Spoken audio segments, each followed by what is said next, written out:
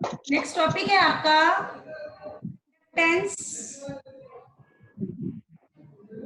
Conductance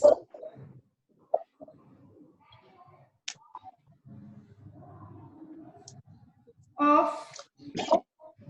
electrolytic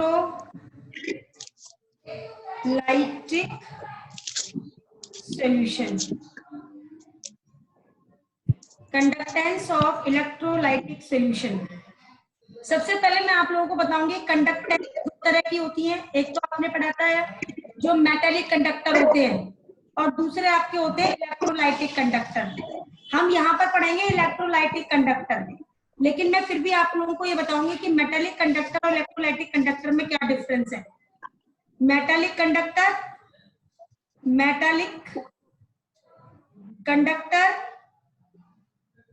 और electrolytic conductor.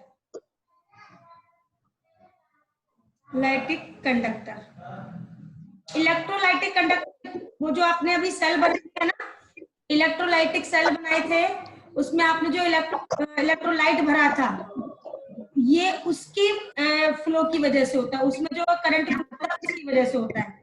और metallic में क्या है, मेटल्स में जो आयंस, जैसे आपने कोई भी तार लेते हो, तार का यूज करते हैं ना करंट की फ्लो के लिए हम, तो दैट इज मेटालिक कंडक्टर। तो क्या क्या चीजें हैं मेटालिक कंडक्टर में लिखेंगे, इसमें आनी पाएगी तो मैं क्या करके बताऊंगी। मेटालिक कंडक्टर में लिखेंगे पहला पॉइंट, फर्स्ट पॉइंट लिखेंगे current flow due to flow of electron.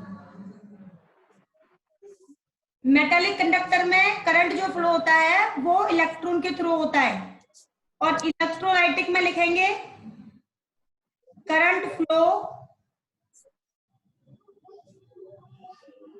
Due to ions. आपने देखा था कॉपर सल्फेट के सॉल्यूशन को जब इलेक्ट्रोलाइसिस कराते हैं तो वो कॉपर और आयन और सल्फेट के आयंस में कन्वर्ट हो जाते हैं, ठीक है। तो वहां पर आयंस की फॉर्म में करंट फ्लो होता है और यहाँ पर इलेक्ट्रॉन की फॉर्म्स में, ठीक है। नेक्स्ट लिखेंगे मेटालिक कंडक्टर में second point, no chemical change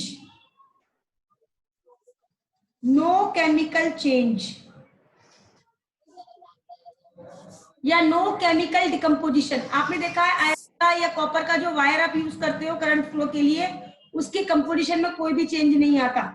लेकिन जब आप इलेक्ट्रोलाइट यूज करते हो, तो जिसे मान लीजिए ZnSO4 था, तो वो किसमें कन्वर्ट हो गया, Zn2+ और SO4 2- में। ऐसे ही कॉपर था, वो कॉपर Cu2+ और SO4 2- में, यानी उसमें केमिकल डिकम्पोजिशन हुआ है। तो उसमें लिखेंगे केमिकल, इलेक्ट्रिकल कंडक्टेंस में लिखेंगे ये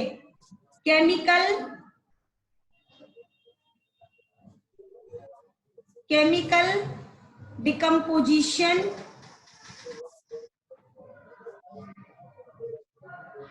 of substance by passing current,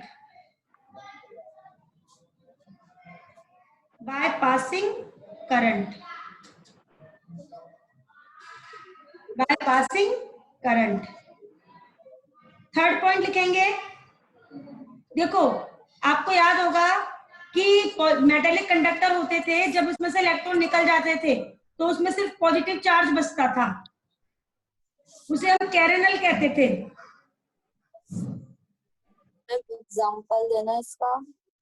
जब कोई भी मेटल है, कोई भी मेटल का जो मेटल होता है, जब उसमें से इलेक्ट्रॉन निकल जाते हैं तो सिर्फ पॉजिटिव चार्ज बच जाता है ना।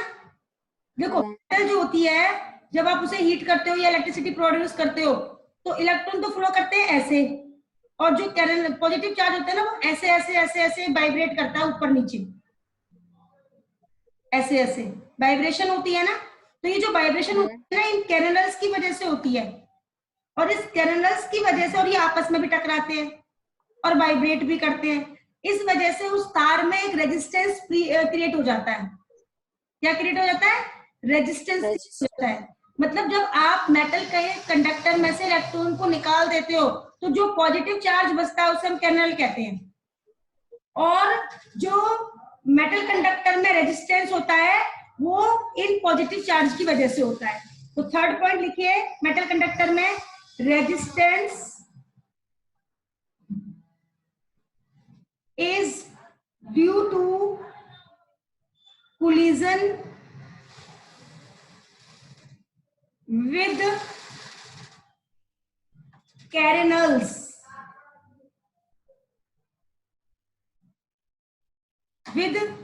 carenals और ब्रैकेट में लिख दो पॉजिटिव चार्ज,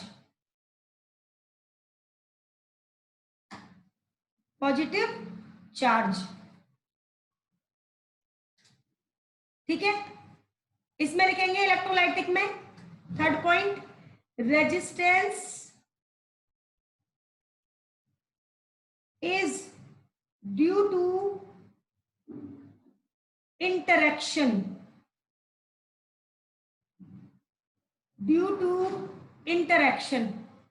यहां पर जो रेजिस्टेंस क्रिएट होता है वो इंटरेक्शन की वजह से होता है, क्योंकि देखो इसमें सॉलिड भी होते हैं और इसमें लिक्विड इलेक्ट्रोलाइट भी होता है। तो इसमें तीन तरह के इंटरेक्शन होते हैं। पहला होता है आपका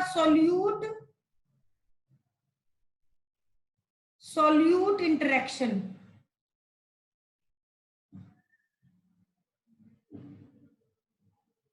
ठीक है। दूसरा होता है आपका सॉल्यूट सॉल्वेंट इंटरेक्शन,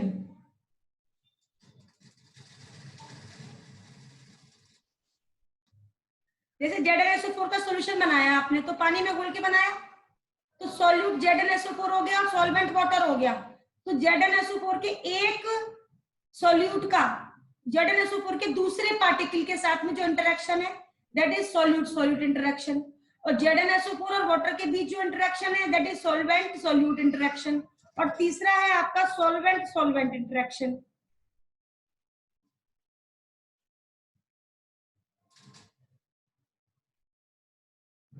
और जितना ज्यादा इंटरेक्शन होगा उतना ही करंट का फ्लो कम होगा, और जितना करंट का फ्लो कम होगा उतना ही रेजिस्टेंस बढ़ जाएगा।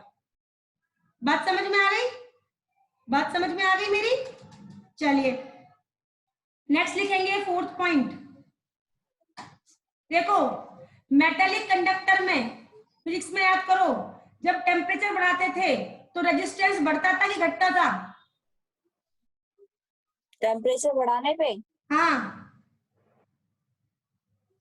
अब देख मैं बताऊं, देखो ये मान लीजिए एक मेटल की रॉड है और करंट का फ्लो हो रहा है इस तरीके से, जितनी मुझे फिजिक्स आती है।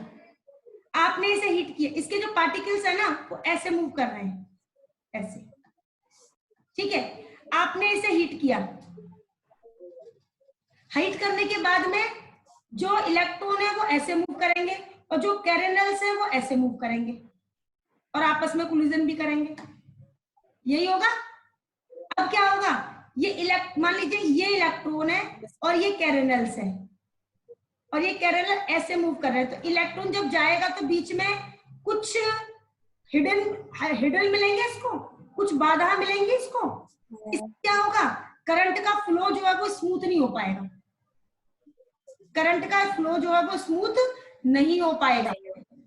बात समझ में आई मेरी? भाई आपके पास एक बिल्कुल खुला मैदान है, आप आराम से भाग जाओगे, लेकिन अगर बीच में कुछ हिडल्स लगे हुए हैं, कुछ आपकी मतलब चीजें रखी हुई हैं, तो आप मूव नहीं कर पाओगे। तो यहाँ पर जो कर्नल्स है ना वो इसी चीज का काम कर रहे हैं। वो क्या कर रहे हैं, वो इस तरीके से वाइब्रेट हो रहे हैं और हीट करने पर वो वाइब्रेट होते हैं ऐसे ऐसे ऐसे, और इस वाइब्रेशन की वजह से जो इलेक्ट्रॉन है उनका फ्लो नहीं हो पाता, और जब इलेक्ट्रॉन का फ्लो नहीं होता तो रेजिस्टेंस बढ़ जाता है और कंडक्टिविटी कम हो जाती है, कंडक्टेंस कम हो जाती है। बात समझ में आई? ठीक है, तो क्या लिखेंगे फोर्थ पॉइंट में, रेजिस्टेंस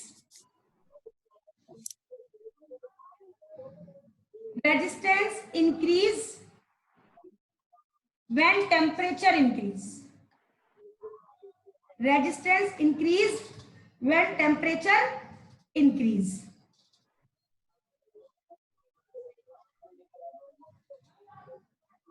जब उस साइड क्या बताया था हमें, इंटरेक्शन बढ़ेगी तो करंट कम फ्लो होगा। किसमें? जो मतलब दूसरी साइड बताया था इलेक्ट्रोलाइटिक हाँ, लेकिन कंडक्टिंग जब आप में। हीट करोगे तो इंटरेक्शन कम होगा कि नहीं होगा? जब आप हीट करोगे और जब पार्टिकल्स को हम्म। हीट मिल जाएगी तो वो इंटरेक्शन कम हो जाएगा, हाँ। और इंटरेक्शन कम हो गया तो करंट आसानी से फ्लो करेगा। अभी मैं एग्जांपल दूंगी, हम्म। अभी दूंगी। अब फोर्थ पॉइंट लिखो इलेक्ट्रिकल कंडक्टेंस में।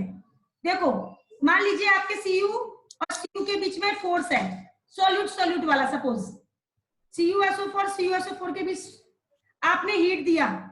हीट देने से क्या होगा? ये फोर्स ब्रेक होगा।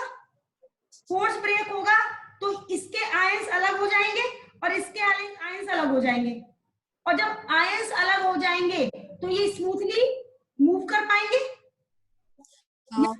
अगर आप टेम्परेचर इंक्रीज करते हो तो इनके बीच जो इंटरेक्शन वर्क कर रहा है वो खत्म हो जाएगा, और जो इंटरेक्शन वर्क खत्म हो गया तो ये आसानी से मूव कर पाएंगे, और आसानी से जब आयंस मूव करेंगे तो कंडक्टिविटी इंक्रीज होगी, और कंडक्टिविटी इंक्रीज होगी तो रेजिस्टेंस डिक्रीज होगी। कम हो जाएगा।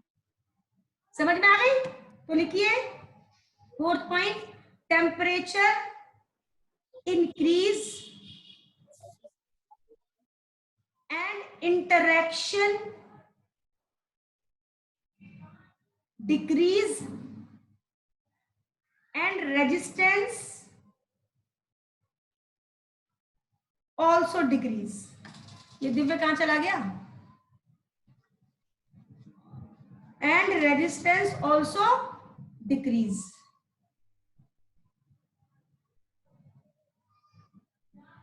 समझ में आ गई बात? अब मैं आपको कुछ टर्म्स यस बताई हूं इसके। ये हो गया आपका डिफरेंस बिटवीन मेटालिक कंडक्टर और इलेक्ट्रोलाइटिक कंडक्टर। अब यहां पर जो हम कंडक्टर पढ़ेंगे, इलेक्ट्रोलाइटिक कंडक्टर, वो क्या है?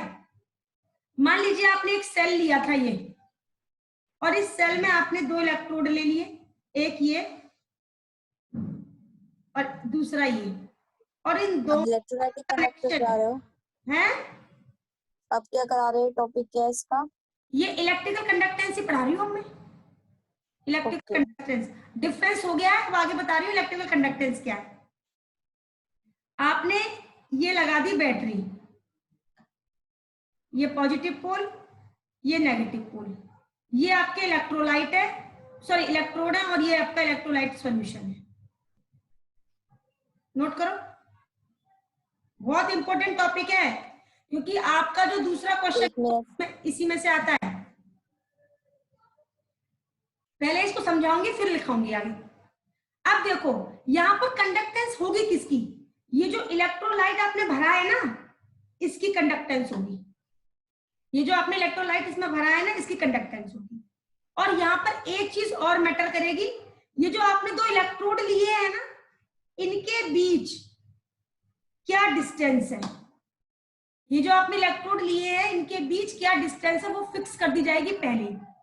और ये जो आपने इलेक्ट्रोड लिए हैं, इनका क्रॉस सेक्शन एरिया कितना है? क्रॉस सेक्शन एरिया कितना है ये भी फिक्स कर दिया जाएगा। इसका क्रॉस सेक्शन एरिया कितना है ये भी फिक्स कर दिया जाएगा। मान लीजिए ये आपका एक इलेक्ट्रोलाइटिक सेल है, जिसमें आपने एक इलेक्ट्रोलाइट भर दिया है, और इसमें आपने एक दो इलेक्ट्रोड है, और उन इलेक्ट्रोड को आपने बैटरी से कनेक्ट कर दिया। कंडीशन क्या है? आपने इन दोनों इलेक्ट्रोड के बीच की जो डिस्टेंस है L, वो भी फिक्स कर दी है, और जो इलेक्ट्रोड का क्रॉस सेक्शन एरिया है वो भी फिक्स कर दिया। नोट कर लिया?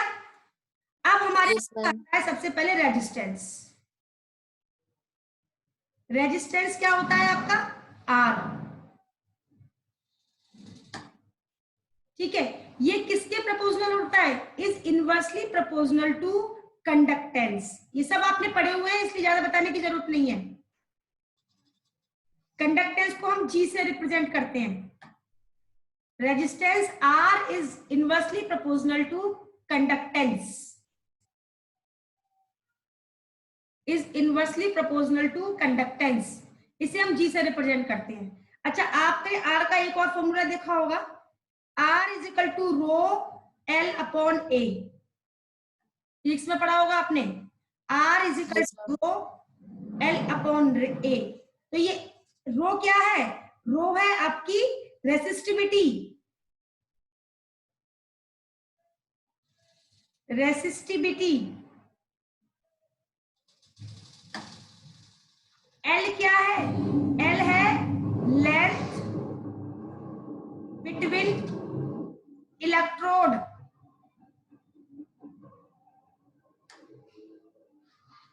A क्या है? Cross section area.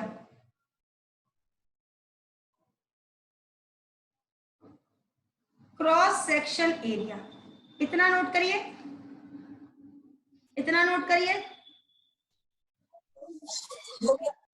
हो गया? आगे लिखिए, conductance is equal to 1 upon R. अब हम R की वैल्यू रख देंगे 1 upon rho L upon A। अच्छा, L अपॉन A को हम कहते हैं cell constant. L upon A को हम कहते हैं सेल कांस्टेंट। पूरा L अपॉन A जो है वो आपको कहलाता है सेल कांस्टेंट, क्योंकि हमने दोनों वैल्यू कांस्टेंट कर ली है। हमें ये पता है कि इनके बीच डिस्टेंस कितनी है और हर इलेक्ट्रोड का क्रॉस सेक्शन एरिया कितना है, ये फिक्स हो गया पहले ही, तो इसे हम कहते हैं सेल कांस्टेंट, फिक्स होता है ये जो है ना आपका एक कंडक्टिविटी सेल है, जो मैंने आपको सेल बनाया था सबसे पहले, इसे कहेंगे कंडक्टिविटी सेल। क्या कहेंगे? Conductivity cell. ठीक है, इतना नोट कर लिया आपने? इतना नोट कर लिया? अब लिखिए, हाँ, अब लिखिए 1 upon rho is equal to conductivity. ये क्या है? 1 अपॉन रो क्या है? रो क्या है? रेसिस्टिविटी। तो ये किसके बराबर होगी? कंडक्टिविटी के। या इसका दूसरा नाम है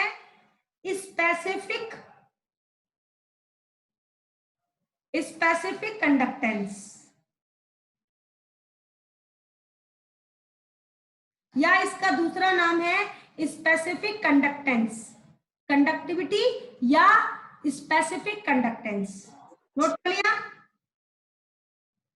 yes ma'am. 1 upon rho is equal to होता है आपका कप्पा के, इसे कहते हैं कप्पा।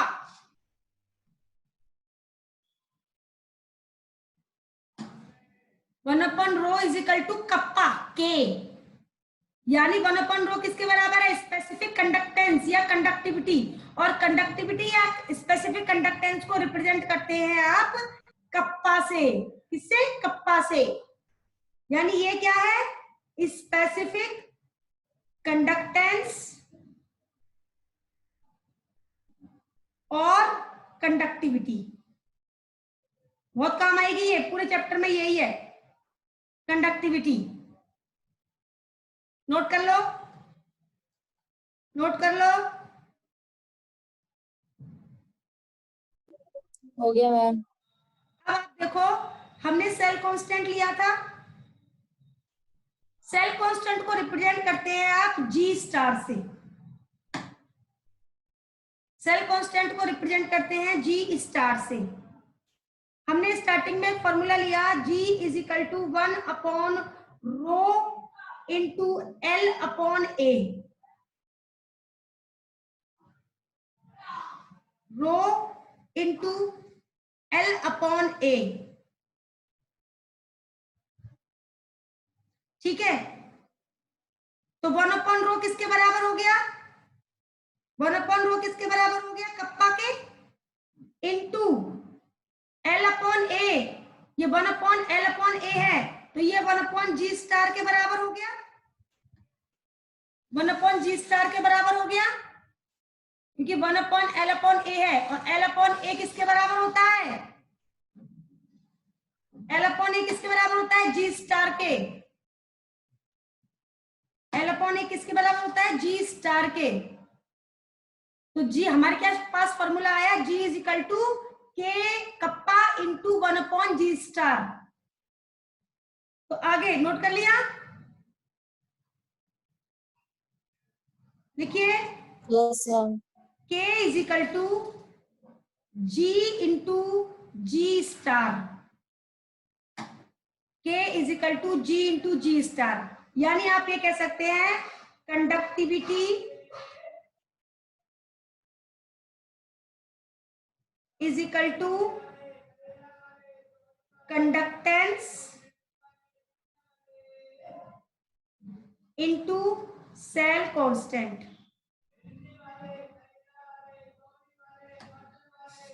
Into cell constant.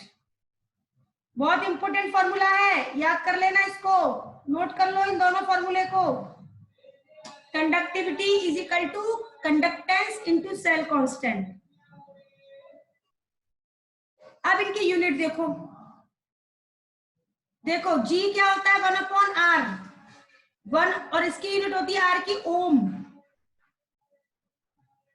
या तो इसकी यूनिट हो गई कंडक्टेंस की ओम इनवर्स, ओम इनवर्स, या इसको हम लिखते हैं मोहो, MHO मोहो, उल्टा करके मोहो, या इसकी यूनिट होती है सीमेंस, SIMENS,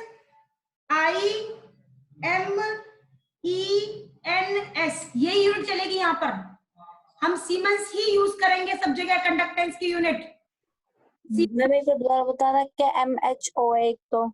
मैं दोबारा लिख रही हूँ, हाँ। Is equal to 1/R, R की यूनिट क्या होती है ओम, तो यूनिट हो गई ओम इनवर्स, या फिर मोहो, उल्टा कर दो इसको मोहो, MHO मोहो, या फिर सीमेंस, सीमेंस, और सीमेंस को रिप्रेजेंट करते हैं S से।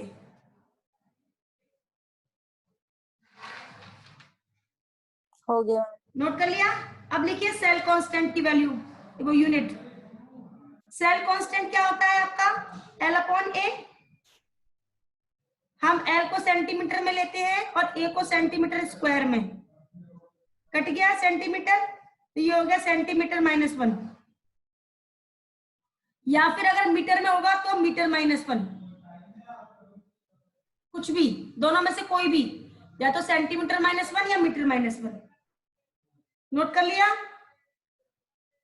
अब आ जाओ K पे, K क्या है आपका G into G star, G की वैल्यू हमारे पास क्या है सीमेंस, और G स्टार की वैल्यू क्या है सेंटीमीटर -1, तो कप्पा की यानी कि स्पेसिफिक कंडक्टेंस की या कंडक्टिविटी की यूनिट क्या होगी सीमेंस सेंटीमीटर -1। पूछ लेते हैं ये क्वेश्चन, यूनिट पूछ लेते हैं इसकी, ओके। ठीक है। अब हमें मतलब ये क्वेश्चन में अगर हमें सेंटीमीटर में दी जाएगी, हमें से मीटर में लगना ज्यादातर होगा, वो या तो फिर गिवन होगी, सेंटीमीटर वो तो गिवन होगा कि सेंटीमीटर में निकालनी है कि मीटर में निकालनी है, गिवन होगी। अच्छा। अब हम डिफाइन करेंगे कप्पा को कि कप्पा है क्या, डालिए हेडिंग कप्पा, ब्रैकेट में K, हमारे पास है K is equal to G into G star, यानी G into L/A।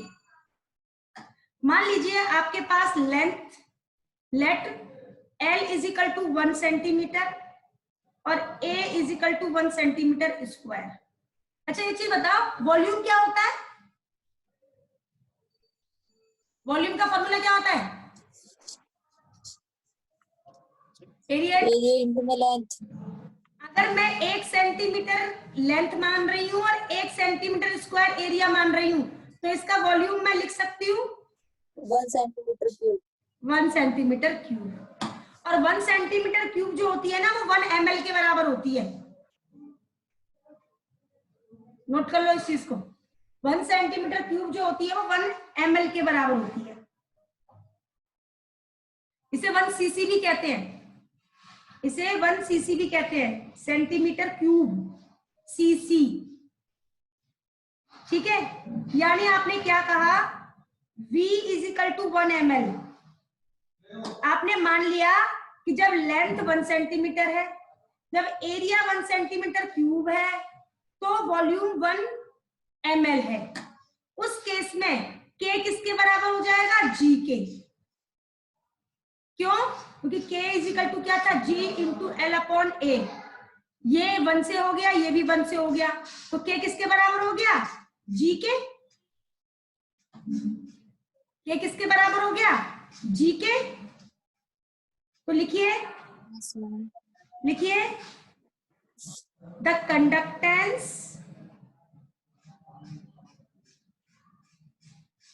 Of 1 ml electrolyte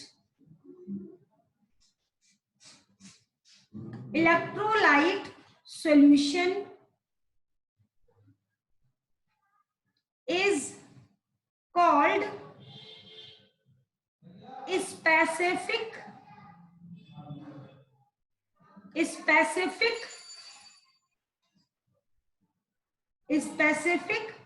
conductance और conductivity.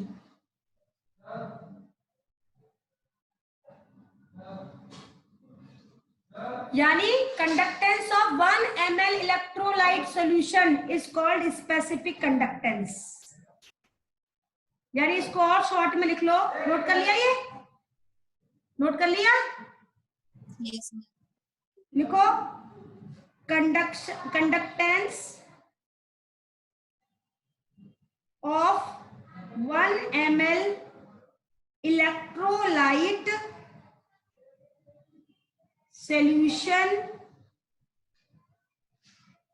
is equal to K, is equal to K। अच्छा, एक चीज अब देखो, मान लीजिए आपने अभी तक तो मैं पता है कि 1 ml का मतलब 1 ml सोल्यूशन का होता है K। अगर मान लीजिए आपने कोई कंसंट्रेटेड सोल्यूशन ले लिया, कोई कंसंट्रेटेड सोल्यूशन ले लिया, तो उसमें आयन ज्यादा होंगे 1 ml में भी। आपने कोई डाइल्यूट सोल्यूशन ले लिया तो उसके 1 ml में आयंस कम होंगे। तो ये यहाँ पर क्या है कि हमारी जो वैल्यू है वो वेरी करेगी। हमारी जो वैल्यू है वो क्या करेगी? वेरी करेगी कि किसी सॉल्यूशन के 1 ml के लिए तो ज्यादा होगी और किसी के लिए कम होगी। तो अब क्या करें?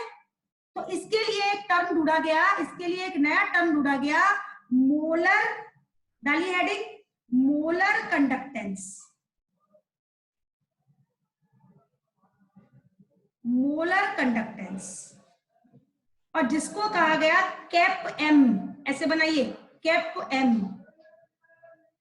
कैप एम, उल्टा वी बना के और एम लिख दो नीचे, cap M, cap M, cap M. इसका क्या कहा गया? इसको लिखा गया द कंडक्टेंस। देखो, मोलर वर्ड अगर कहीं भी आ जाए इसका मतलब 1 मोल से है, और 1 मोल में तो इक्वल अमाउंट में आयन होंगे। 1 मोल में तो 6.023 इंटू 10⁻23 आयंस ही होंगे, चाहे वो डाइल्यूट है चाहे वो कंसंट्रेटेड है।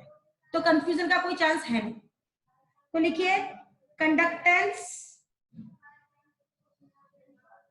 Of 1 mole electrolyte solution is called molar conductance,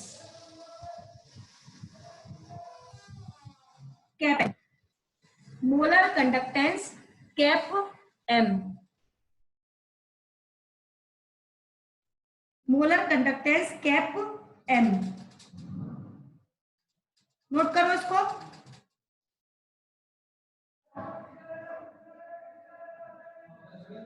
अब देखो, मान लीजिए एक आपके पास कंटेनर है, उसमें एक लिक्विड भरा हुआ है कोई इलेक्ट्रोलाइट का, जिसकी मोलैरिटी 1 m है। कोई इलेक्ट्रोलाइट सॉल्यूशन है जिसकी कंडक्टिविटी 1m है, यानी इसमें जो नंबर ऑफ मोल्स हैं वो 1 मोल है। ठीक है, और अब आपको पता है कि मोलरिटी का फॉर्मूला क्या होता है, molarity m is equal to number of moles. मैं वो डायग्राम तो बनाया दिया, आपको पहले बता दिया। अरे वो डायग्राम ऐसे नहीं, समझाने के लिए कंटेनर है, उसमें बस मैंने लिक्विड भर दिया था। उसमें लिक्विड कौन सा था? कोई भी इलेक्ट्रोलाइट, जस्ट ए कॉमन, कोई भी। ठीक है। Number of moles upon volume in litre, यही है ना, मोलरिटी का फॉर्मूला यही होता है ना। अब देखो हमने कहा यस सर। 1 है, इसमें नंबर ऑफ मोल्स 1 है अपॉन वॉल्यूम इन लीटर, तो इसका वॉल्यूम कितना हो जाएगा, वॉल्यूम इन लीटर कितना हो जाएगा, 1/m, 1/m यही होगा। और अगर इसे लीटर को अगर मान लीजिए ये ml में होता तो हम क्या करते हैं, अगर ml में होता है तो ऊपर 1000 से मल्टीप्लाई कर देते हैं ना। देखो अगर मान लीजिए आपका ये लीटर जो है वो ml में होता है सपोज, उस केस में हम क्या करते हैं, इंटू 1000 अपॉन v, यही करते हैं। आया याद? हाँ। जब आपका ml में होता था, क्योंकि हमें मोलरिटी तो हमेशा लीटर में लेनी होती है, मोल्स पर लीटर होती है कि नहीं होती है, मोल्स पर लीटर होती है कि नहीं होती है। अगर आप देखो, यस सर। दोबारा सुनो, देखो अगर आपने लिखा 1/v लीटर, 1/v लीटर, ठीक है। अब आपने मान लीजिए v is equal to 1/m हुआ, हमने वॉल्यूम निकाला मोलरिटी। अच्छा, मोलरिटी का जो यूनिट होती है वो क्या होती है, मोलरिटी की यूनिट होती है मोल पर लीटर, यही होती है मोलरिटी की यूनिट। अब अगर इसको यस सर। तो ये लीटर अपॉन मोल हो जाएगी। अगर इसको हम सॉल्व करेंगे उल्टा, ये उल्टी 1/m है तो रीअरेंज करेंगे तो लीटर अपॉन मोल हो जाएगी। ठीक है, अब आप देखो अगर मुझे इस लीटर को ml में कन्वर्ट करना है तो मुझे क्या करना पड़ेगा, 1000 से मल्टीप्लाई, किससे करना पड़ेगा, 1000 से मल्टीप्लाई। तो यानी हमारा हो गया 1000 अपॉन मोल, 1000 अपॉन मोल, और ये किस में जाएगी यूनिट, ml पर मोल में, यूनिट किस में जाएगी, ml पर मोल में। इसे m से m लिख दो, बल्कि इसको ऐसे m, ठीक है मानसी, समझ में आया? Yes sir. ठीक है, हाँ। अब लिखो, अब आगे क्या लिखेंगे हम, कितना नोट कर लिए सबने, yes ma'am. Conductance of 1 ml solution, अभी निकाली थी हमने, 1 ml सॉल्यूशन की कंडक्टेंस क्या होती है, कप्पा, निकाली थी। 1 मोल सॉल्यूशन, 1 ml सॉल्यूशन की कंडक्टेंस कितनी होती है, कप्पा। तो कंडक्टेंस ऑफ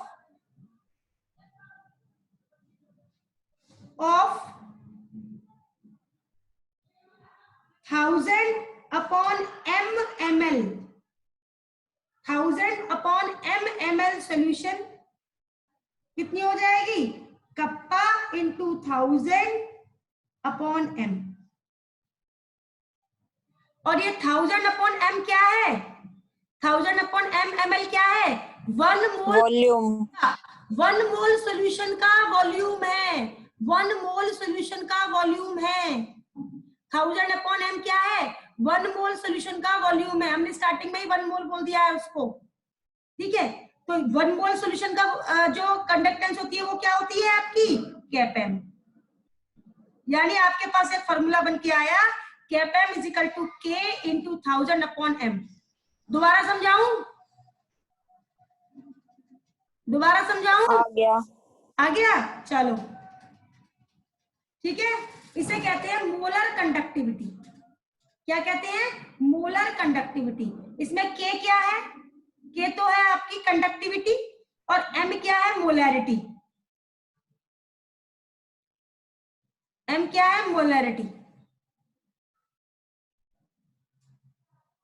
नोट कर लिया, मोलारिटी। अच्छा, अब इसकी यूनिट क्या होगी? यूनिट क्या होगी? Kpm is equal to K into 1000 upon M। K की यूनिट क्या बताई थी मैंने? साइमंस सेंटीमीटर -1 अपॉन मोलरिटी की क्या होती है? मोल पर लीटर, और लीटर को मैं सेंटीमीटर क्यूब में कन्वर्ट कर रही हूँ। लीटर को मैं सेंटीमीटर क्यूब में कन्वर्ट कर रही हूँ। तो ये हो गया siemens centimetre -1 into centimetre cube upon moles, ये कट गया सेंटीमीटर स्क्वायर, तो आ जाएगा Symonds moles -1 centimetre square.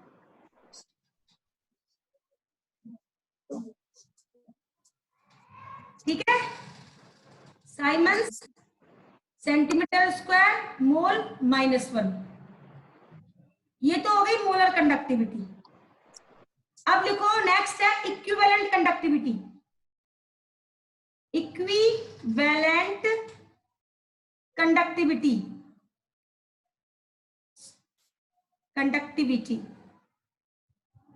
Equivalent conductivity को हम कैप EQ से रिप्रेजेंट करते हैं, कैप EQ से।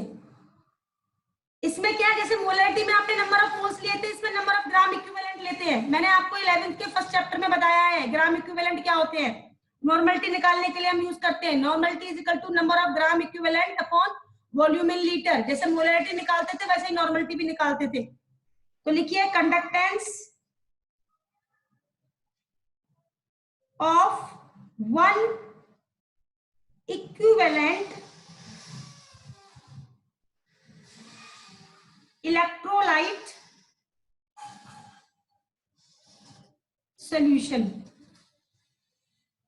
is called equivalent conductivity, is called equivalent conductance,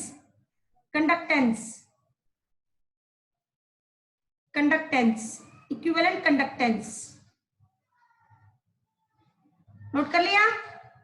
time बचा नहीं है हमारे पास, नोट कर लिया? अब देखो नॉर्मल होता है हमारा number of gram equivalent, number of gram equivalent upon volume in litre.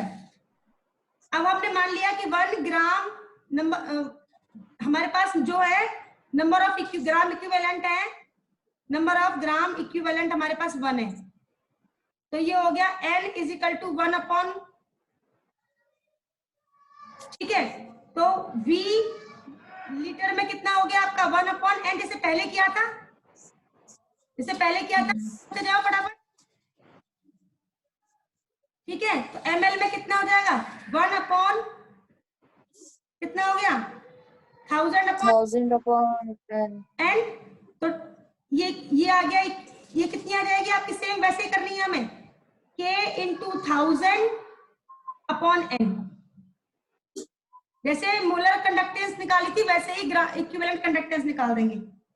और इसकी यूनिट क्या हो जाएगी? Siemens centimetre square equivalent -1, equivalent -1। अब आगे जो है वो मैं कल कराऊंगी आप लोगों को, क्योंकि टाइम ओवर हो चुका है। ठीक है,